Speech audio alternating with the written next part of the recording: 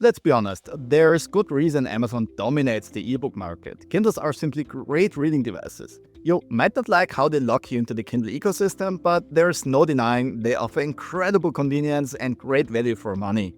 That's just a fact. But Amazon is quietly taking away a feature that's been around for years. And if you care about actually owning the books you pay for, this is bad news. You'll no longer be able to download Kindle ebooks from their website. This isn't just an inconvenience. It strengthens Amazon's control over your ebooks and makes it harder for you to back them up. And that's a problem.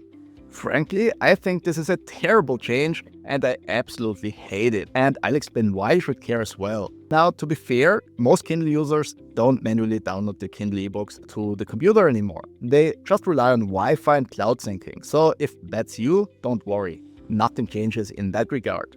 You'll still be able to access your ebooks on your Kindle and in the apps, and continue reading as usual. That's the good news. But what if Amazon decides to remove a book from the store? Or what if your account gets restricted for some reason?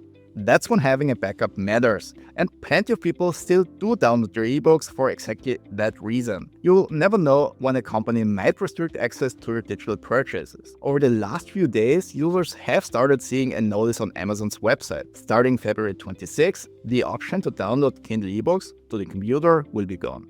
This feature was a holdover from a time when home Wi-Fi wasn't as common. As a result, Amazon still provides ebook downloads in the older ACW3 format, which is relatively easy to convert using third-party software. So why does this matter? Beyond just ensuring access to your books if Amazon's cloud has issues or your account runs into problems, downloading and converting your library is one of the few ways to reduce Kindle's lock-in effect. Even if you're perfectly happy with Kindle now, there's always a chance you might want to switch to another device in the future. If that happens and you haven't backed up your books, you could end up leaving behind hundreds, maybe even thousands of ebooks you paid for. But it's not just about switching platforms. Removing this option puts consumers at a disadvantage in general. When you buy an ebook, you're not actually purchasing a copy.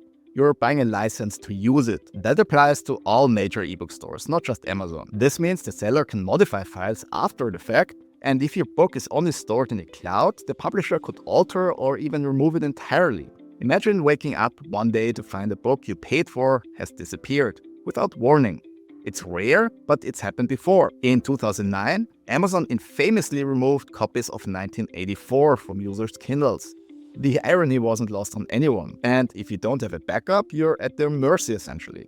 This change also reflects a broader shift in the industry. More and more companies are pushing towards subscription-based access instead of outright purchases. What used to be a one-time payment for lifetime access is increasingly turning into a monthly fee just to keep using the content. To be fair, subscription models have their place, and even Amazon's own Comixology Unlimited or Kindle Unlimited subscription do add a lot of value for certain types of users. But this development shouldn't come at the cost of ownership. So what does this mean for the future?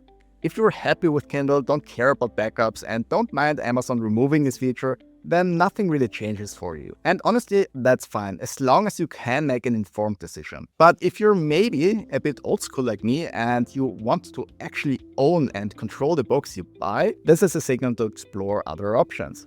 Brands like Kobo, Pocketbook, and Books offer great devices that don't lock you into a single ecosystem. I've covered them in other videos, so check those out if you're interested. But if you're happy with your Kindle and want to keep using the device, but maybe still want to reduce your reliance on the Kindle store, you could also look into buying your ebooks somewhere else and use the Send to Kindle function to transfer your files to your e-reader. It's not exactly as convenient as buying books in the Kindle store, but that way you're staying in control of your purchased books and don't have to switch to another brand. Let us know in the comments below what you think about this change. Will this change how you use Amazon or your Kindle? If you found this video helpful, don't forget to like and subscribe for more e-ink content. Thanks for your time watching, and I'll see you in the next one.